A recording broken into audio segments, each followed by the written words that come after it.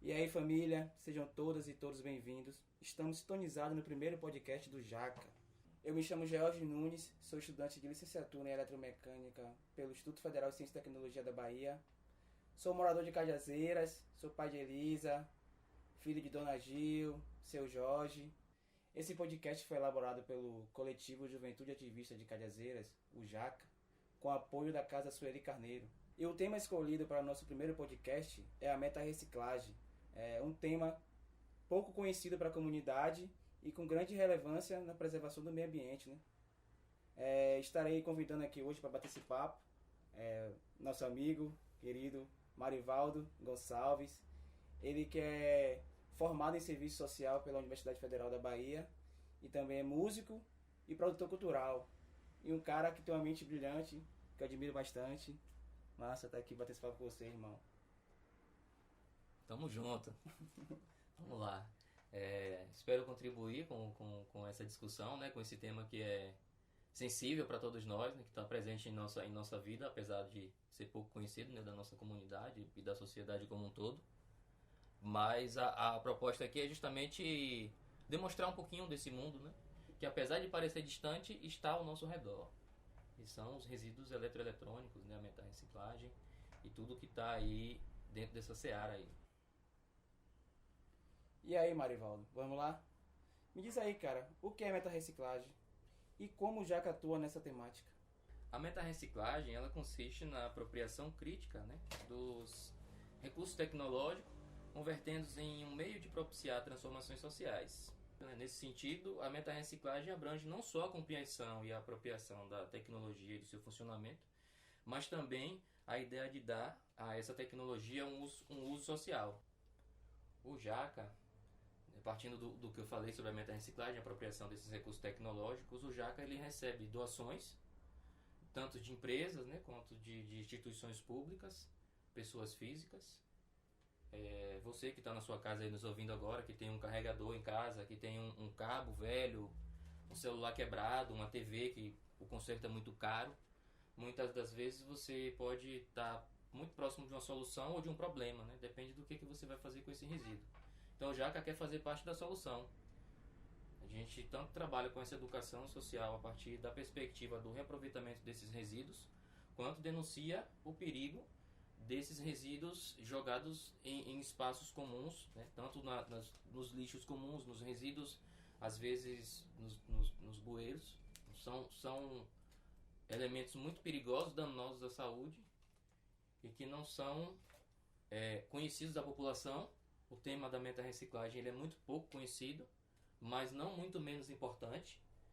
Quando a gente pensa em meta-reciclagem, a gente está falando de sobrevivência, de vida, de exploração e de destruição do meio ambiente e, sobretudo, de pessoas preocupadas com esse tema, com essa situação preocupante.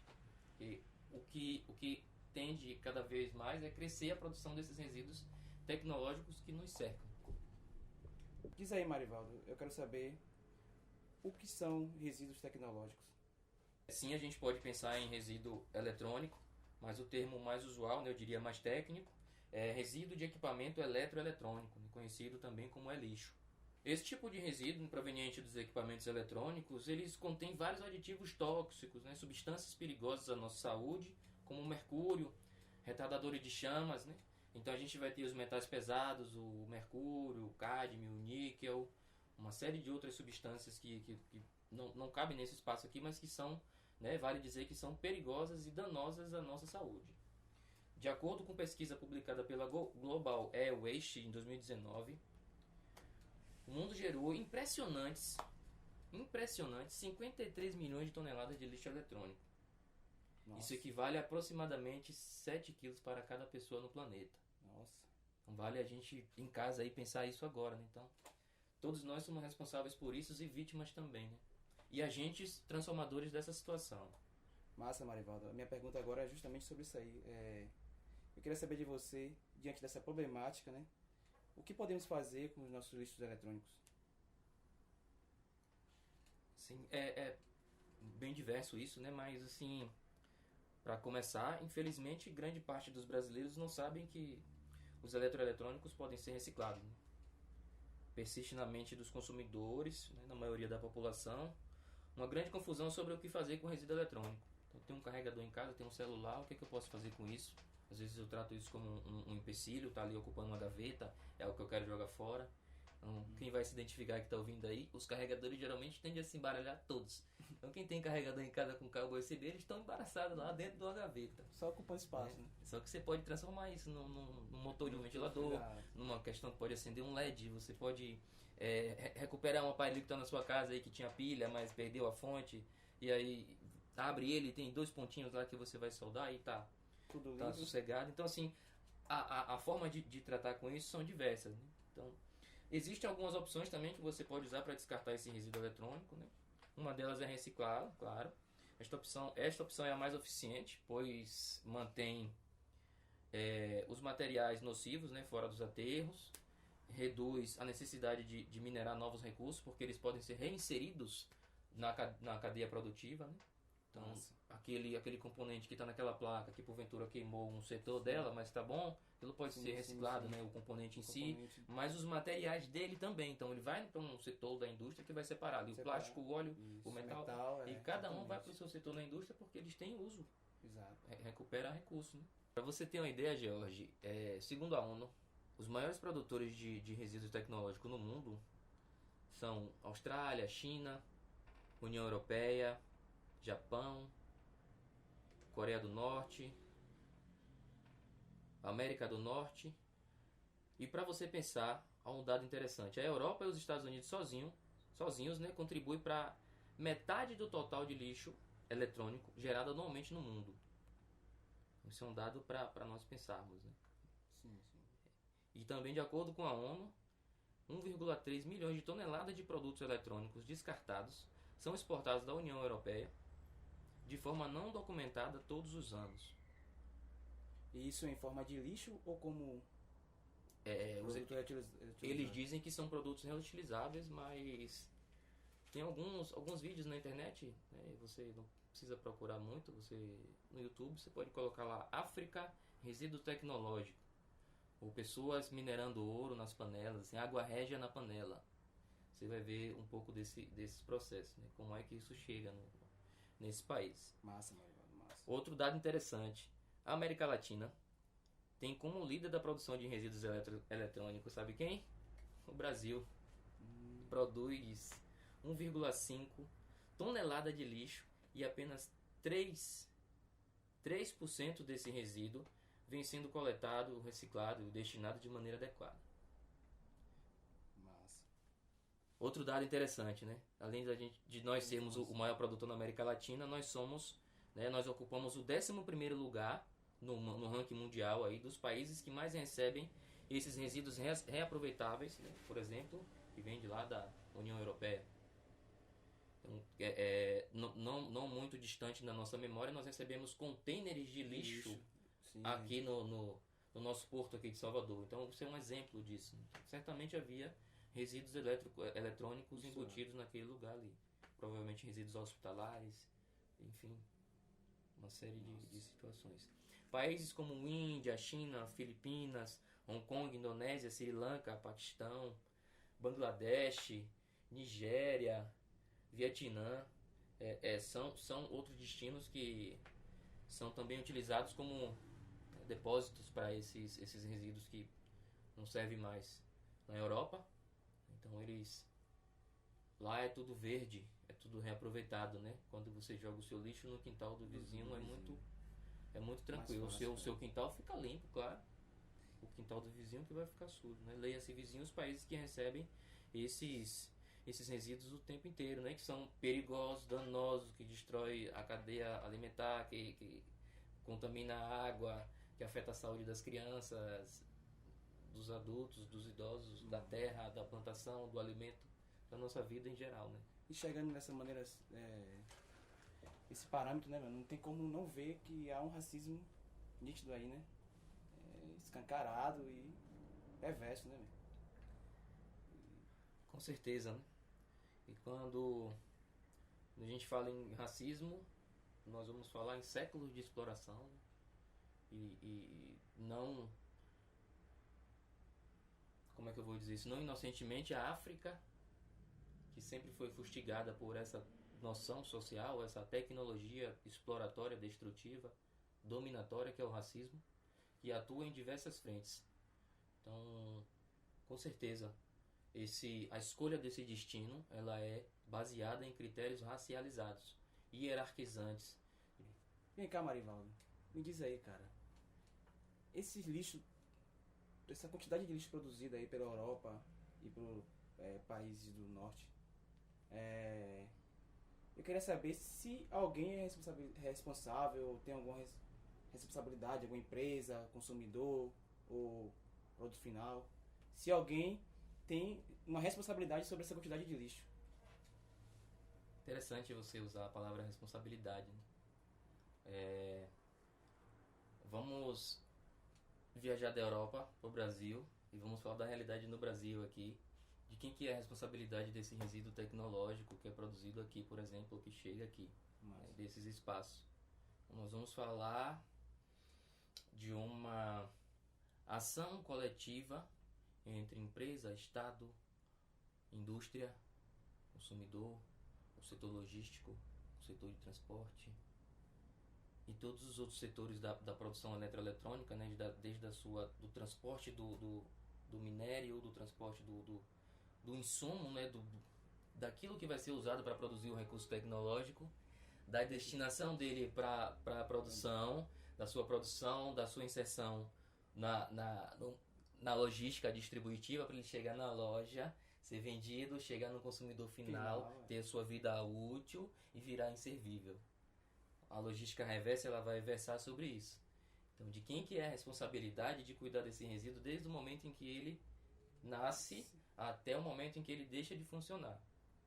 Então, nós temos aí, né, a Política Nacional de Resíduos Sólidos, sob a Lei 12.305 de 2010. Né?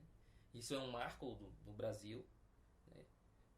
Porque ela vai falar justamente desses atores, desses setores, das possibilidades de construção de ações conjuntas, da construção inclusive de redes para que a logística reversa seja aplicada. Então, se a logística ela cuida do nascimento desse produto até ele chegar na produção, até o consumidor final, a logística reversa ela vai cuidar justamente desse retorno. E aí, aqui no Brasil, 10 anos depois, né, então, leia-se lá, Lei 12.305 de 2010, que é a PNRS, e aí 10 anos depois, em 2020, nós temos o Decreto Federal, não é lei, né? Decreto Federal 10.240. Esse aí vai falar sobre as diretrizes, a implantação do sistema, da logística reversa, né? Dos produtos eletrônicos e seu componente de uso doméstico. Então, a PNRS vai versar sobre os resíduos sólidos, e esse Decreto Federal 10.240 vai falar sobre exatamente a logística reversa dos resíduos eletrônicos. Então, seria uma especificação, né, dessa política nacional, uma diretriz nesse caso. Mas, Marivaldo, me diz aí, cara, o que é consumidor e essa relação de vamos dizer assim, com a necessidade de estar mudando de celular constantemente, e montadoras de celulares criam até sistema, né, que determina um certo período para que você compre outro e tal, e fica nessa logística, né? Queria saber como eu, como consumidor, vai dialogar melhor com a questão ambiental. Eu diria que a situação do consumidor nesse tema, nessa discussão é bastante complicada, porque as empresas constroem estratégias muito bem feitas, né? Cores, sons, texturas, sim, ao marketing, a né? propaganda vai criando essa necessidade dentro de você para que você sempre troque seu aparelho. E ele é um controle. Exato. Que acontece. O primeiro é esse que você menciona do smartphone que você compra, e a atualização dele vai dizer para você que você não pode mais usar ele. Aí você que é esperto, espera em sua casa, desativa a atualização e usa o penúltimo sistema e vai ficar com o seu celular tranquilamente. Nossa, vai se livrar dessa armadilha que o nome é obsolescência programada. Por exemplo, na impressora tem um chip que conta a quantidade de páginas que você pode imprimir. As lâmpadas já saem das fábricas com uma quantidade de horas para queimar. Sua TV tem 1 ano de garantia. Seu celular só dura 1 ano. E tudo mais. Então eu diria que o consumidor nesse processo está numa situação muito delicada. Porque aí vem a obsolescência perceptiva, que é aquela questão do meu celular tá feio, minha televisão não é da cor da moda, minha geladeira não é prateada, ou não é branca, ou não é preta, muda de cor. Então vai criando aquela necessidade em você de comprar outro celular ou outro aparelho. Quem já teve celular velho sabe do que eu tô falando. É pegar um celular ruim hoje, daqueles... Ruim não, né? Que esses funcionavam para sempre. Um Nokia, daqueles lendários. Chega numa estação do metrô e atende uma ligação no celular daquele que você vai virar a sensação. Porque as pessoas estão habituadas a enxergar o smartphone do momento como o da norma.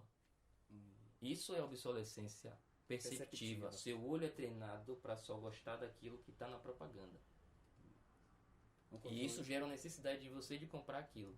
E não comprar gera frustração, uma série de outros problemas que não cabe nesse podcast, né? Resíduo eletrônico. Mas ele cria necessidade na gente para que você compre o tempo todo. Você sente a necessidade de comprar o iPhone. É aquela marca, é aquele tipo de aparelho. É aquele ali que vai lhe dar a felicidade. Quando na verdade você quer um aparelho que ele traga funcionalidades, né? Se funcionar, tá de bom tamanho. Desde que funcione e atenda aquilo que você quer. Independente de marca, modelo, registro, preço. Então a gente pode pensar, né, em estratégias de estar sempre atentos ao que a gente quer trocar. Será que seu aparelho de celular precisa realmente ser trocado? Essa dica que eu dei do sistema operacional, de você desativar a atualização. Atualizar. Pode até que possa até ser que fique um pouquinho mais lento, eles mandem uma mensagem para você que o seu sistema está menos seguro, mas é o controle e a dominação para que você seja dominado mesmo. Eu queria dizer que é muito importante para mim, né, Marivaldo, enquanto integrante do JACA, ligado à questão tecnológica dentro do espaço. Então, sou eu que direciono as ações da meta-reciclagem, né, do reaproveitamento desses resíduos, juntamente com a equipe, né, com o grupo. Desde as oficinas, desde da produção, da construção de materiais artísticos com esses resíduos, né? Até, por exemplo, a interação com outras instituições. Então, esse podcast é fruto dessas interações institucionais.